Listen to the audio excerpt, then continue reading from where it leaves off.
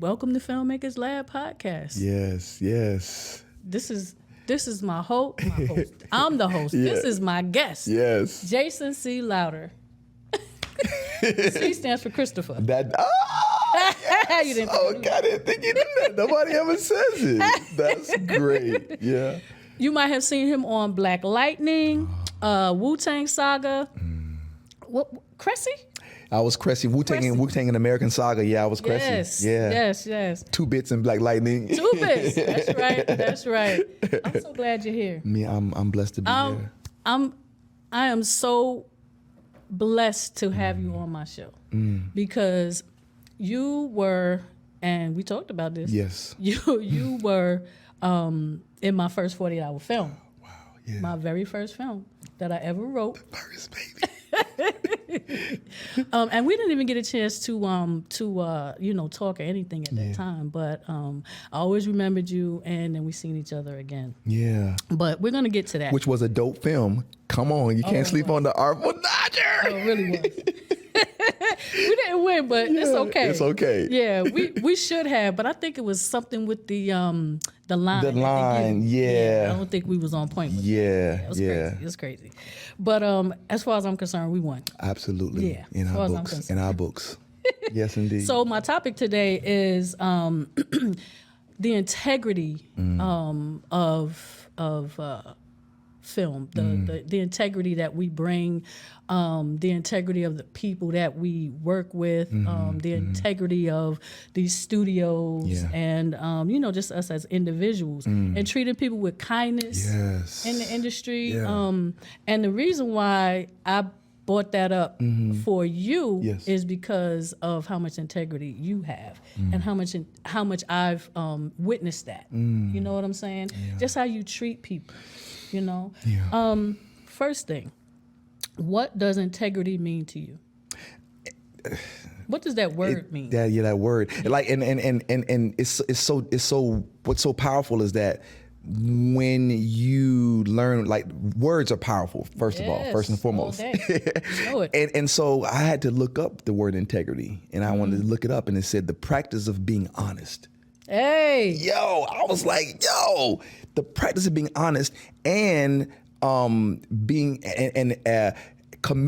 consistent and uncompromising to an adherence of moral principles, high moral principles and values. Hello. I was like, That's you. all that. I'm like, and so I want to apologize for my tardiness today because I was out of integrity. I know I was supposed to be here at 12. Oh, you know no, what I'm you saying? did not just bring that No, up. I did because I have to, and that's what I want to, like. I want to continue to be mindful of that because it also said integrity, like, is respecting others' time. Definitely. You know what I'm saying? Respect and not taking advantage of other people. You know what I'm saying? So all that comes into play when you talk about integrity. Yes. So I took a workshop back in 2006, 2007, and we were talking about, it talked about being being of high integrity, practicing high integrity. And when you fall out of integrity, it's important to not confess, but it's important to, like, admit, you know what I'm saying? Yeah. Own up to it, and then ask for forgiveness. And You're forgiven. Thank you. So, yes. And you actually got here a lot quicker than you said you were. So. I was like, let me get it. Let me push that down. Let me push it. Come on. Atlanta traffic.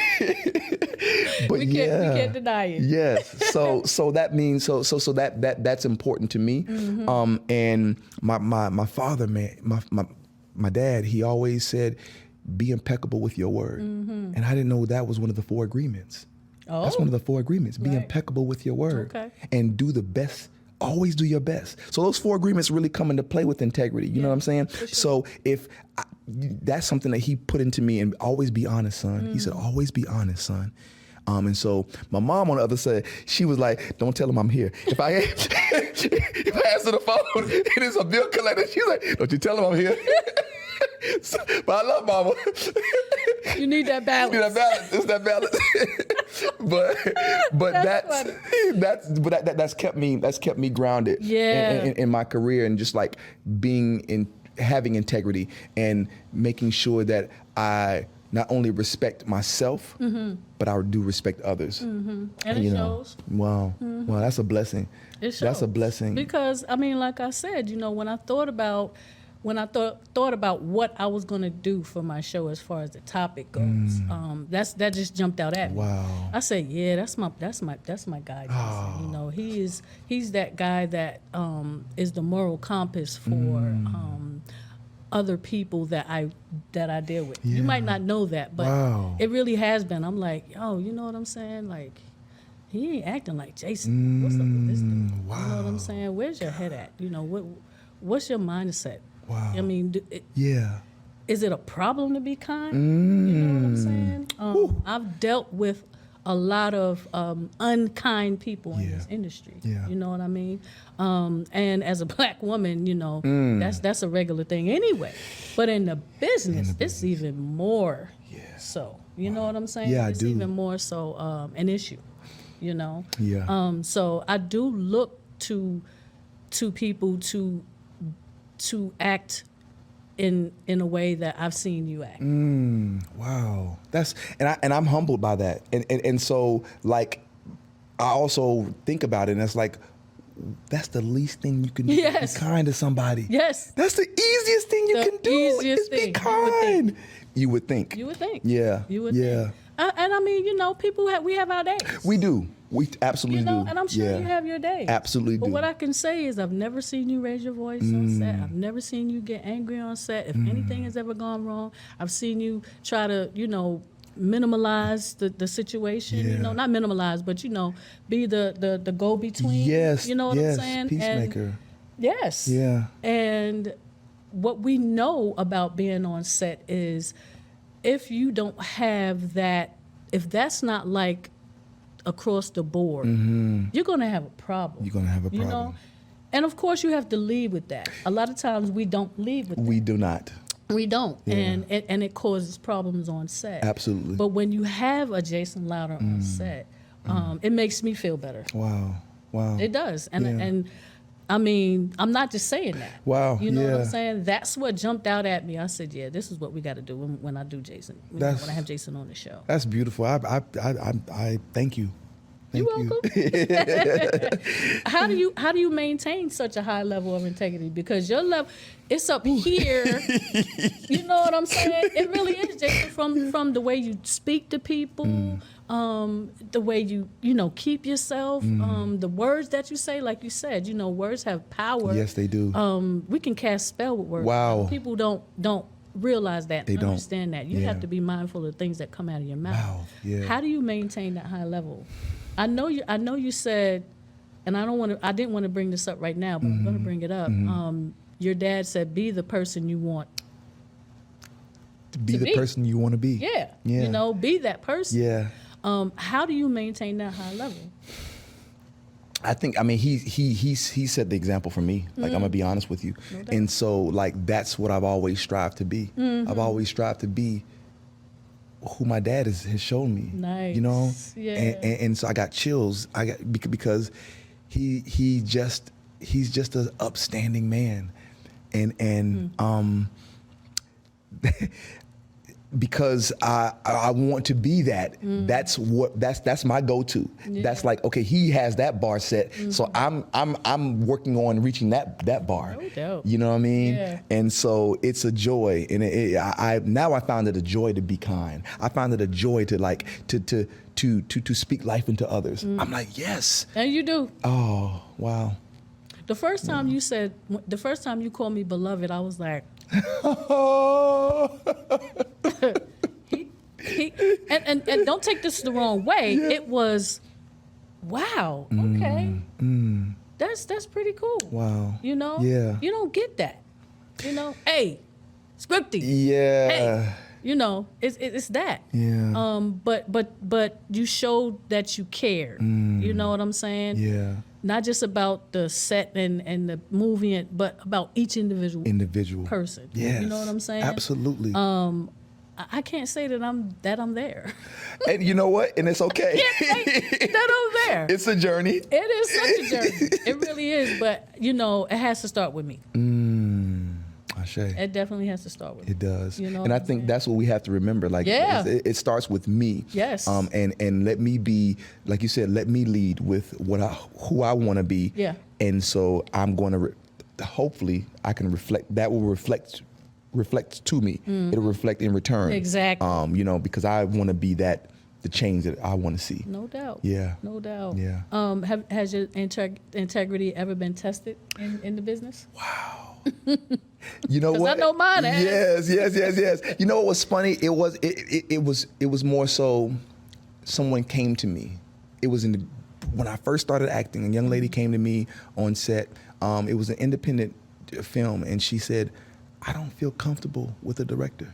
I don't feel comfortable with how he's speaking to me. And look at that. I didn't know how to take that. And I was just kind of like, okay.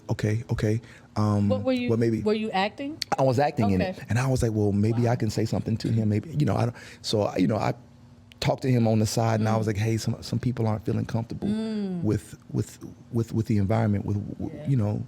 I didn't say directly you, Right. but I said with what the things that are being said. Look at that. And so I kind of felt bad too, because I was like, I should have maybe addressed him directly. Hey, this sister, she doesn't feel comfortable with something you said to her, but I didn't know how to quite do that at the time. And so, but I felt like, okay, at least let me say something. Yeah. I gotta say something, Yeah. Did it make a difference? Then I put myself, like, whenever he was around her, I will always be there as well. You know what I'm saying? Wow. So yeah. Wow. And I'm not surprised that she would come to you. I'm not. Wow. I'm not surprised about it at all. Wow. I think it's so cool that when I do have people on the show and I really get a chance to tell them how I feel about them. Yeah. You know what I'm saying? Yeah. And I think that's not what drove me to do Filmmakers Lab, but it's kind of the engine behind me now. Yes. You know what I'm saying? Yes. And that's not to say that I don't have people on that I don't know. Right. I do have people on that I don't know, but I still try to find that common thing there that I can talk about that person. Absolutely. You know what I'm saying? Yeah. And make it a more broad thing. Absolutely. Yes. So honestly, I'm not surprised that she came to you. Wow. So you just need to know that what you're putting out is exactly what it is that you want. Ashe. That's. And my next question was, how did you handle it? So you told how you handle it, how you did handle it. How important is integrity when it comes to roles? Because I know when I was watching Wu-Tang, I seen your butt naked ass on the TV. I was like, oh my God, Jason's ass is hanging out. What is going on here? Oh my goodness. I said, what is going on? Now, that's not to say that you had to lower your integrity to do that. Right. Because the role, well, tell us a little bit about that role. Yeah. So essentially, when I got that story is a story in and of itself. Yeah. How even the role came to me. I bet. Yeah. So I'll just say shout out to Co-Star Coaching. You know what I'm saying? Okay. Shout out because Co-Star Coaching. she pushed me in the audition. Like, she pushed me. And so that. So when I read the breakdown, it was kind of like, okay, this guy, he is a Jamaican. Like, he's a hood. This is a hood cat. You know what I'm saying? Is. He's dark. He's definitely malicious. You know what I'm saying? Like, he's this is who he is. And I was like, okay. Yeah. I said, okay, I've seen that. I can do that. You know what I'm saying? And so going there in the audition, once again, she pushed me to the point of like, okay, this is it. I am Cressy. And so when they said I had booked the role, it was like, whoa, okay, it's time. It's time, right? And so, like, even when, so funny, even when the RZA, so the first AD was like, hey, the RZA wants to talk to you about this character. And I was like, the RZA wants to talk to me? Okay. A dream come true. A dream come true. We're going to talk about the rap stuff. Yeah. So we talked about that, and he was like, yo, this character, Cressy was he's based on a real person. And he was really like, he didn't say a lot, but when he spoke, everybody listened, and they knew not to mess with him. He was somebody that you did not mess with, and he, he just possessed this dark energy, and I was like, yes, sir, I can do that. Look, I don't see how, but you did. Yeah, I said I could do that. You pulled it off. And of course, and the audition was the sex scene, and I was like, okay, I know. Oh, wow. I know. I got my clothes on now, but I figure in the scene it's gonna be real, right. And it was. So even in the audition, she was like, yo, you gotta take your shirt off, Daddy. This is a real thing, and I was like, okay, got it. Right, yeah. Right, so right. yeah, Nailed it. Thank you. But how important is integrity when you're picking the roles? For me, I think it comes down to like what resonates with me and what I can be the most believable and how I can be the most believable. Right. You know what I'm saying? So I feel like, if I don't feel like I can be authentic in a role, I'm not going to. I'm gonna say decline. I'm gonna decline it. Would you play a gay person? And see, because I know. And I said yesterday, I was in a panel yesterday, and I said I could play any role. I could do anything because I'm an actor and because I'm a storyteller. No doubt. So at the same time, because I pour myself into a role, I don't know if I would be able to be authentic in having an affectionate interaction with another man. I feel you. You know what I'm saying? Yes, sir. And I know, and I'm like, okay, there's someone out there who can be authentic and do that. And so that's where I'm at right now. Because there are a few straight men that are playing gay. Absolutely. And they're doing an amazing job. Yeah, Jay Alfonso. Oh my God, B Valley. Yeah. Yo, and I met Brother Jay. Shout out to. Did you? Yeah. Oh, yeah. I want to meet him. Yeah. Very cool. So with him, of course I don't know him, but he does these lives. Oh. And he really puts himself out there. You know? Wow. And I think he feels a need to do that. Got it. Okay. Because of the role he's taken. Got it. And I appreciate that. Yeah. You know what I mean? That's very authentic. Because he gets a lot of hate talk. I know he does. You know what he I mean? has to. I know he does. Again, integrity. Integrity. Yeah. Mind your damn business. Right. Don't watch the show. Right. Don't watch the show. Don't watch if you don't like it, don't watch it. Don't watch it. And if you like it and you don't like that part, hit fast forward. Fast forward. You know what I'm saying? It's easy. It's just that easy. It's easy. Yes. But yeah. Okay. So are there any roles that you wouldn't take? I mean, you basically answered. Yeah, I answered that. Yeah. And even with Cressy, I'm gonna be honest with you. Yeah. A couple of people reached out and they were like, "Hey, you did a good job, but man, we wish they would cast real Jamaican people." And I was like, "Thank you for sharing that." But at the same time, I was as authentic as I could possibly be. I did my research.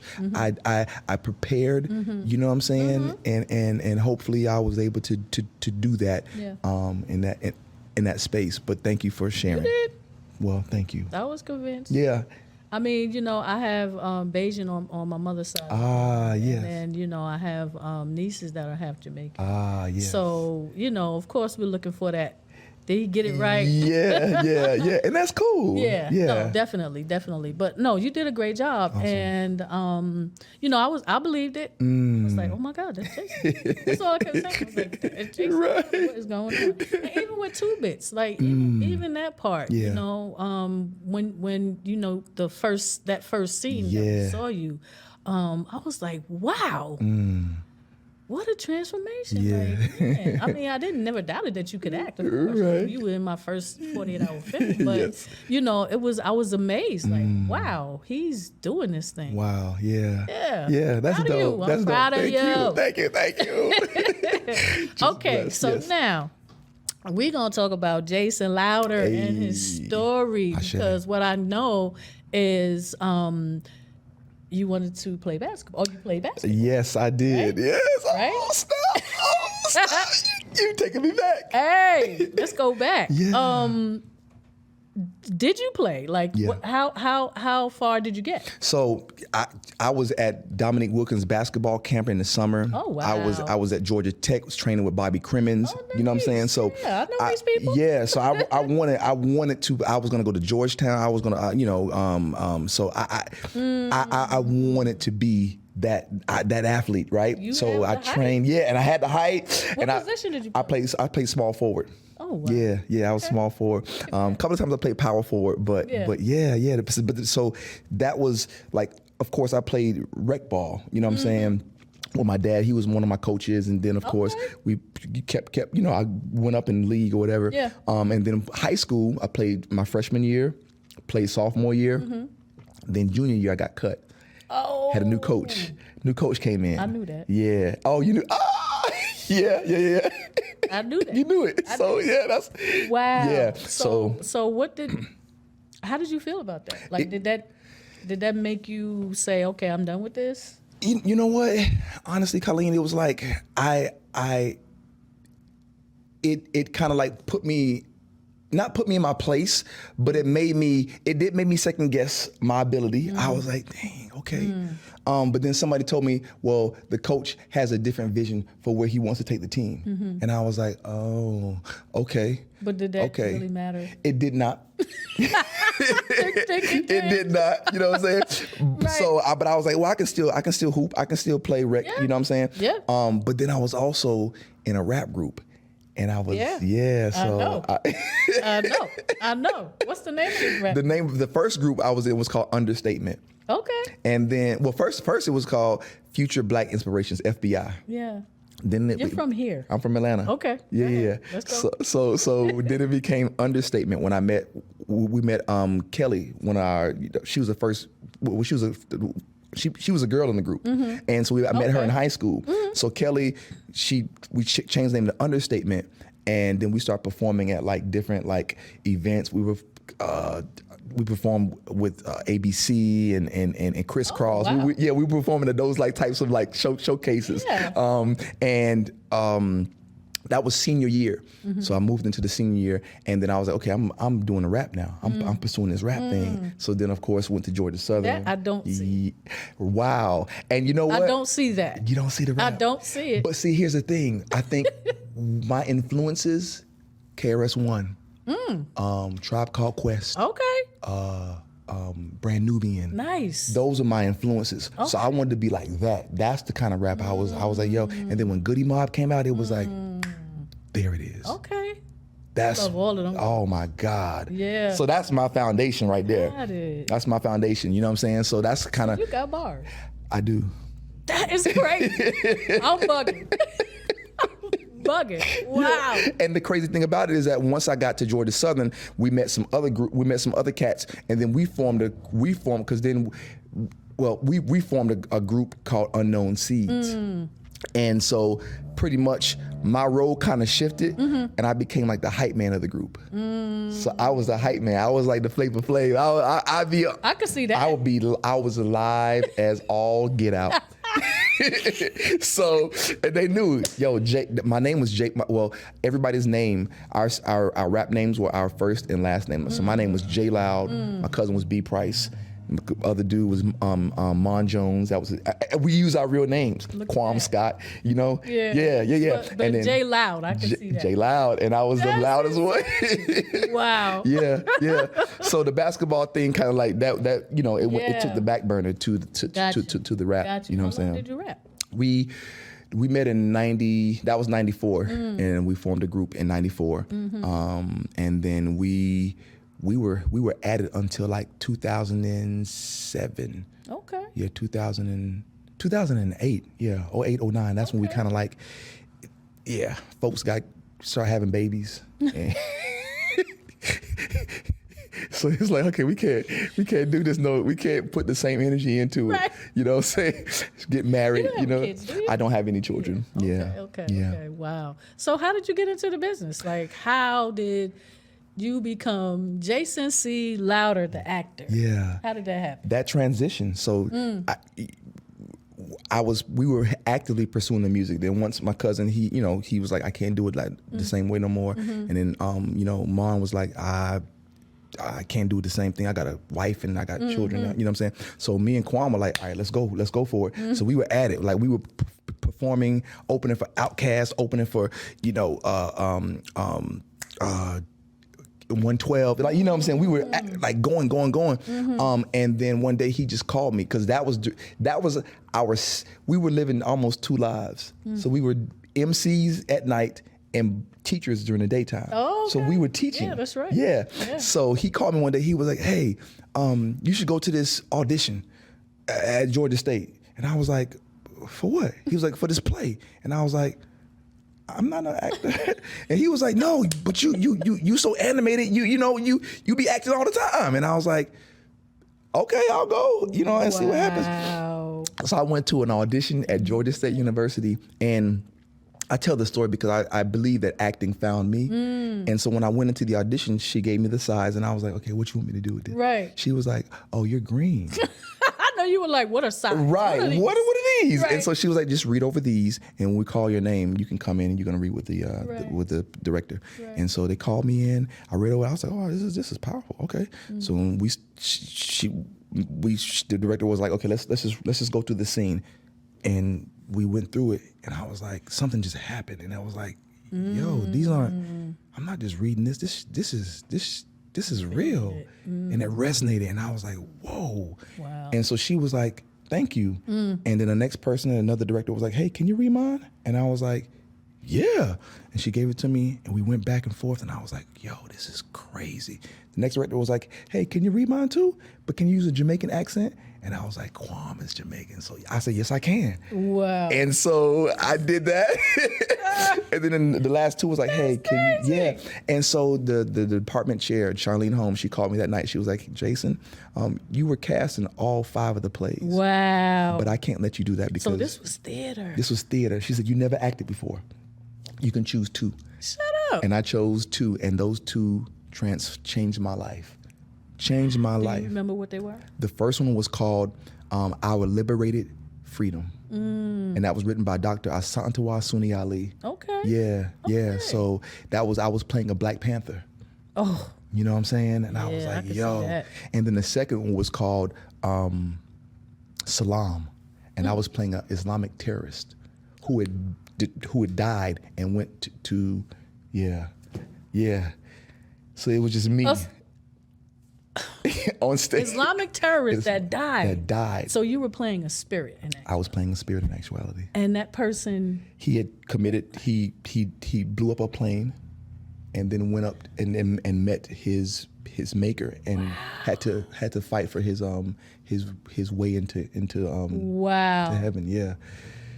That is crazy. Yo, crazy. But that's interesting, it's though. super interesting. Listen, it makes me feel like, man, I wish I would have wrote something like that. Yo!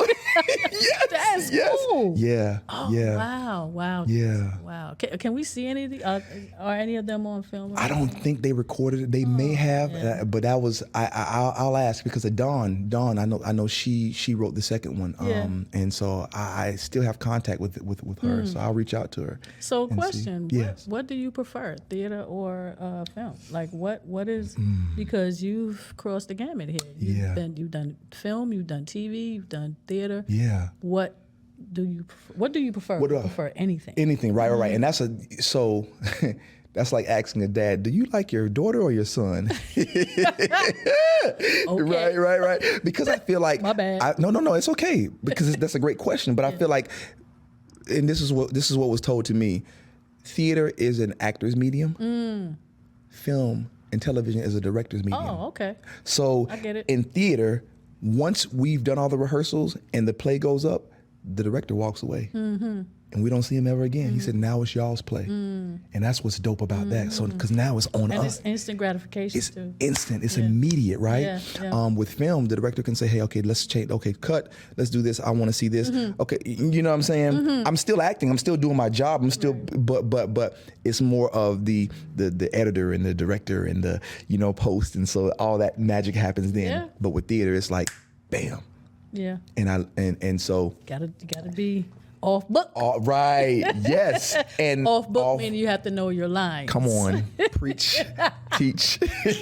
That's what this is all about. Yeah. And I wanted to go back to when you were talking about sides. So sides are just the whatever it is that you're doing. Right. That portion. Yes. Of the script. Yeah. It's just a small portion of the script that they give to the actor to do the rehearsals. Right. Or the audition. Yeah.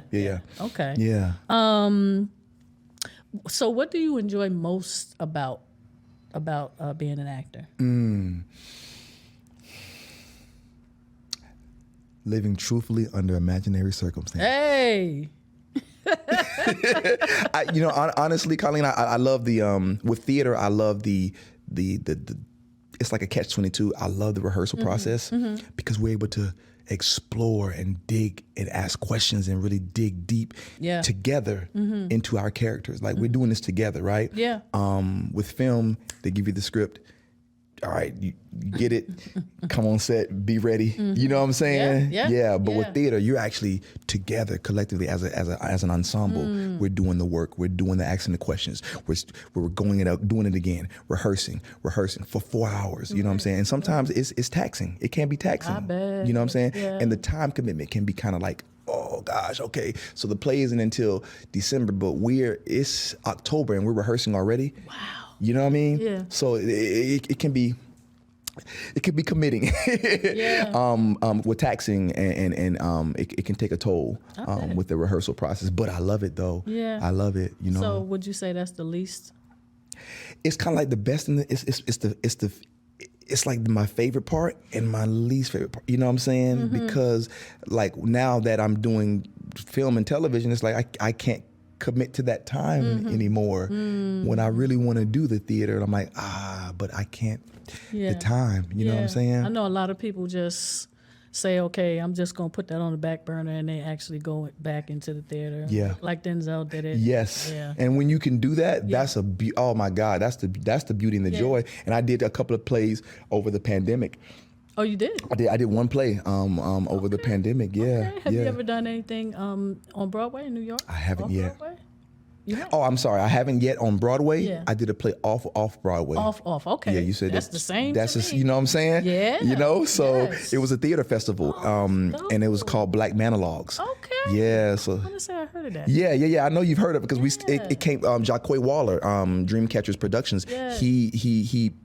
That's his brainchild. Okay. And so it's been on tour. And I came in at a very sweet spot because they had done a tour a couple of times, and I came in when they were really like fresh and just raw. And his process is so amazing. It's so interesting because he says that you're the character the whole time. Even when we have Q&A, he says you're still the character. Oh, wow. Yeah. Interesting. Yeah. So it's a quite interesting process. Yes. Yeah. But but I do love theater. Okay. I do love it. And I think as an actor, if you haven't done theater, then I'm going to say this. If you haven't done theater, then you quite haven't lived as an actor yet. I just, because theater, it's a different space and it pushes you to a different place. You know what I'm saying? Yeah. And some of my most challenging roles have been in theater. I bet. Yeah. I bet. I can imagine. Yeah. I want to talk about Sour Milk. Can you talk about it real quick? Yes. Yeah, because I have a few more questions I want to ask. Oh, absolutely. But go ahead. So one night I had a dream, and I don't know, I do know, it came from the ancestors. No doubt. I had a dream that this little boy, his mom was whipping him, and she was beating him, and she wouldn't stop whipping him, right?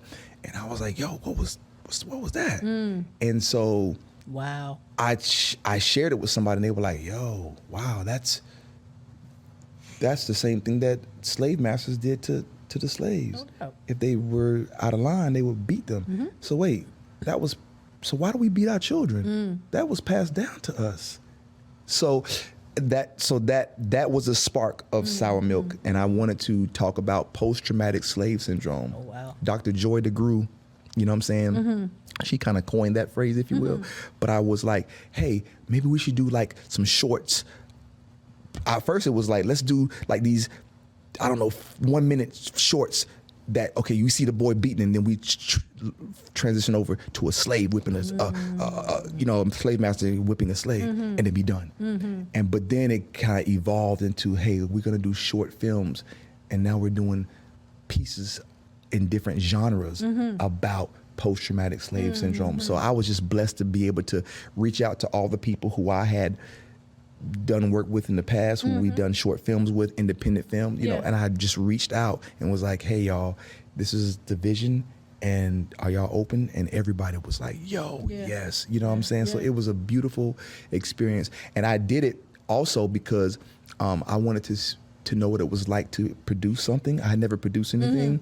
And so I wanted to, it's super. And I was like, once I ran out of money, I was like, okay, I guess.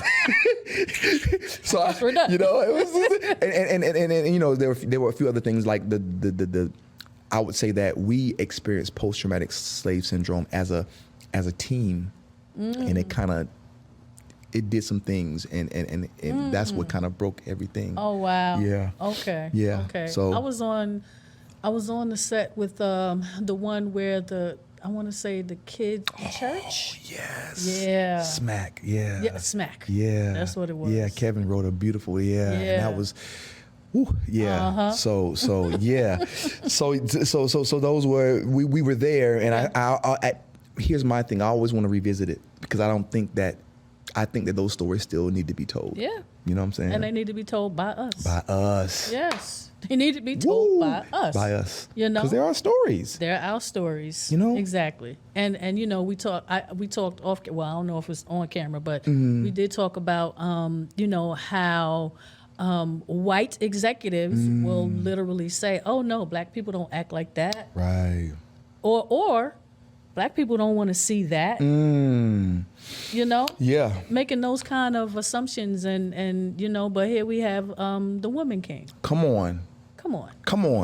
Listening to them talk about how they had to fight for that, and how the director Gina Prince Blythewood had to basically go in on these executives and say, y'all are bugging. Wow. Watch what we do. Got it. You know what I'm saying? Watch what we do. Yeah. So yes, we need to be telling these stories. We do. We need to be telling these stories. Exactly. Yeah. You know, and it's another reason why I'm independent, and I will always be independent, because I don't want to have to beg anybody. Yeah. You know, for anything. Yeah. You know what I mean? So. And also, yes, and we can also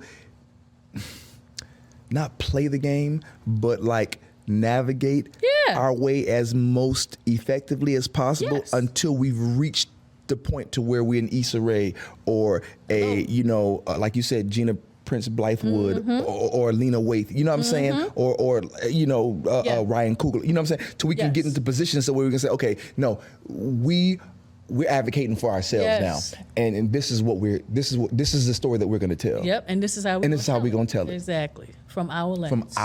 Exactly. You know what I'm saying? And Ava DuVernay with Array. You know what I'm saying? Like, come on. I love her. Yes.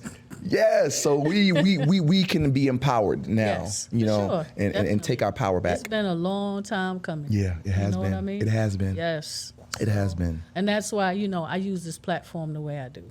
Yeah. No, and I completely love it. And I completely get it. I appreciate it. Yeah. Salute to you. Thank you. So I want to go off just a little bit. Okay. Just from what we were talking about. Yes. We're going to wrap this up in a minute. Okay.